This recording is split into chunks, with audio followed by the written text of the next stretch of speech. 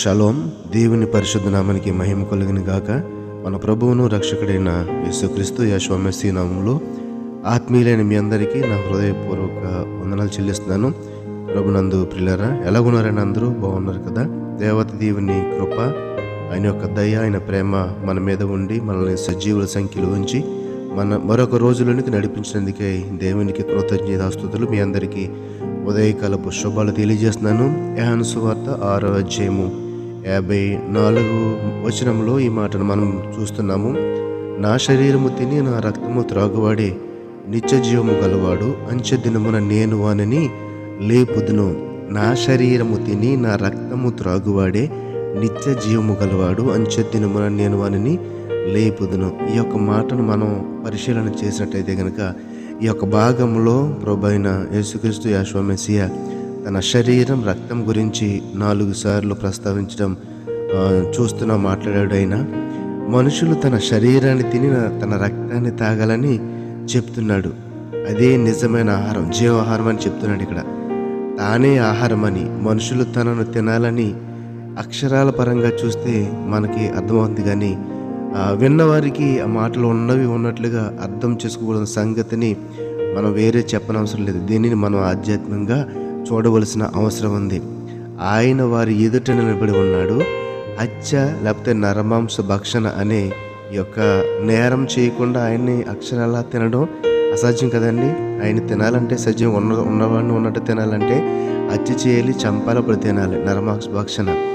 అయితే ఈ రెండింటినీ యేసు ప్రభు యెషువా మెస్సియా కలలో కూడా బోధించలేదు. ఎప్పుడు కూడా ఆయన అక్షరాల మనకు ఆహారమని ఎలా భావించకూడదో అలానే ఆయన శరీరాన్ని అక్షరాల తిని రక్తాన్ని తాగాలని మనము అనుకోకూడదు. ఆధ్యాత్మిక సత్యాన్ని నెరవేర్చేందుకు ఆయన భాషాలంకారాన్ని ఇక్కడ వాడుతున్నట్లుగా మనం చూస్తున్నాము. అయితే ఆయన విషయంగా మనం ఆలోచన చేస్తే ఆయన అక్షరాల మనకు ఒక తలుపు, ఒక ద్వారమైన ఒక మార్గము.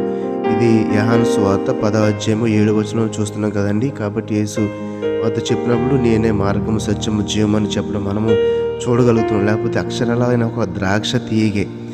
కానీ ఆయన ఉద్దేశం బట్టి చూస్తే కనుక ఏంటంటే ఆధ్యాత్మికంగా మనం అర్థం చేసుకోవాలి. ఈ యొక్క పాత నిబంధన గ్రంథంలో రక్తాన్ని తాగడం, తినడం అనేది నిషేధం. కాబట్టి ప్రభువైన యేసుక్రీస్తు యెషువా మెస్సియా ఈ యొక్క ఏ ఆధ్యాత్మిక సత్యాన్ని మనకు నేర్పిస్తున్నాడని ఆలోచన చేస్తే కనుక ఇక్కడ తన రక్తాన్ని కూడా చేర్చి నేర్పిస్తాడు. అంటే రక్తం అంటే సిలువుపై ఆయన కారణున్న ఆయన రక్తం మనుషుల పాపాలకు పాప పరిహారార్థ బలిగా ఆయన ఇవ్వనున్న తన ప్రాణం అన్నమాట.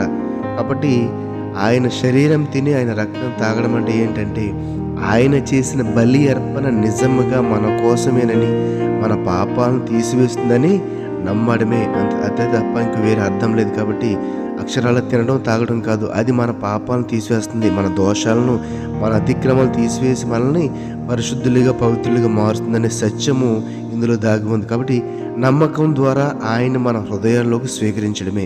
ఇది ఆత్మ సంబంధంగా తిని త్రాగడం మాట. ఇది ఆత్మ సంబంధమైన జీవాన్ని ఇస్తుంది. కాబట్టి ఇది జీవాహారము. ఈ భాగం అంతా మనము ప్రభురాత్రి భోజన ఆచరణ చూస్తుందని అనుకుంటాం కదండి. దీనికి చాలా తీవ్రమైన అభ్యంతరాలు కూడా ఉన్నాయి. ప్రభురాత్రి భోజన ఆచరణలోని ఆధ్యాత్మిక అర్థాన్ని ఈ వచనాలు వివరిస్తూ ఉండవచ్చు. కానీ ఆధ్యాత్మిక జీవం కలగాలంటే మనుషులు ఈ ఆచరణ పాటించాలని క్రొత్త నిబంధన గ్రంథంలో ఎక్కడ రాసలేదు. అదే నిజమైతే మరి సిలువు మీద నమ్మకం ఉంచిన దొంగ సంగతి ఏంటండి? ప్రభురాత్రి భోజనం ఎప్పుడు పుచ్చుకొని ఇతర విశ్వాసుల చిన్నపిల్లల సంగతి ఏంటి? మరి 53వ వచనంలో చాలా ఖచ్చితంగా తన శరీరం తినకపోతే, తన రక్తం త్రాగపోతే వారిలో జీవం ఉన్నదని చెప్తున్నాడు కదా.